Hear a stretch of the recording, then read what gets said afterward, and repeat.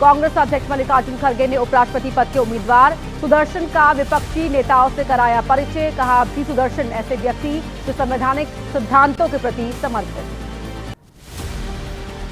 BRS के कार्यकारी अध्यक्ष केटीआर ने कांग्रेस बीजेपी पर बोला हमला। कहा, उपराष्ट्रपति चुनाव में बीआरएस उसी को करेगा समर्थन जो 9 सितंबर से पहले तेलंगाना के लिए यूरिया की आपूर्ति करेगा सुनिश्चित।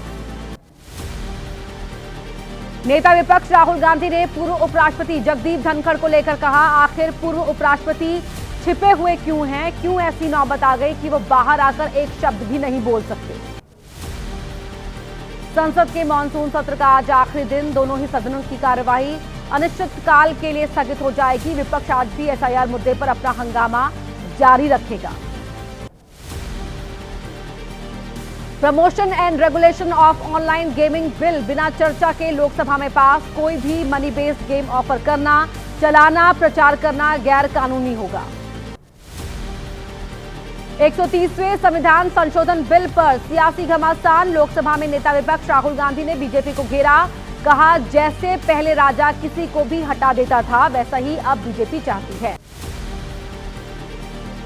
अपने ऊपर हुए हमले पर बोली सीएम रेखा। कहा, हमला मेरे ऊपर नहीं बल्कि दिल्ली की सेवा करने के हमारे संकल्प पर हुआ। जन सुनवाई कार्यक्रम पहले की ही तरह जारी रहेगा। सीएम रेखा गुप्ता पर हमला करने वाले आरोपी का लिंक आम आदमी पार्टी से जोड़ने पर अपने ही जाल में फंसी बीजेपी। आम आदमी पार्टी का बयान, एआई फोटो का इस्तेमाल कर बदनाम करने की साजिश।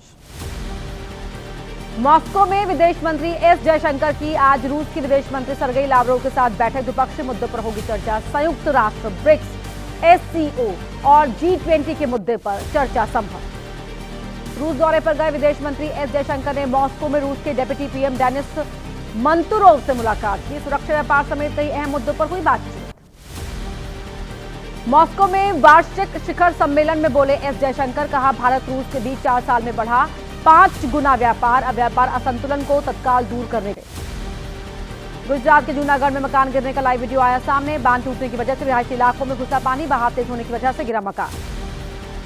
गुजरात के भावनगर में पानी के तेज बहाव के साथ बही कार। गांव वालों ने कड़ी मशक्कत के बाद कार सवार 3 युवकों को बचाया। गुजरात के वलसाड़ में कार के बहने की सूचना पर पहुंची एनडीआरएफ टीम। कार चालक को किया गया रेस्क्यू। पत्नी और बच्चे समेत बाकी लोग लापता।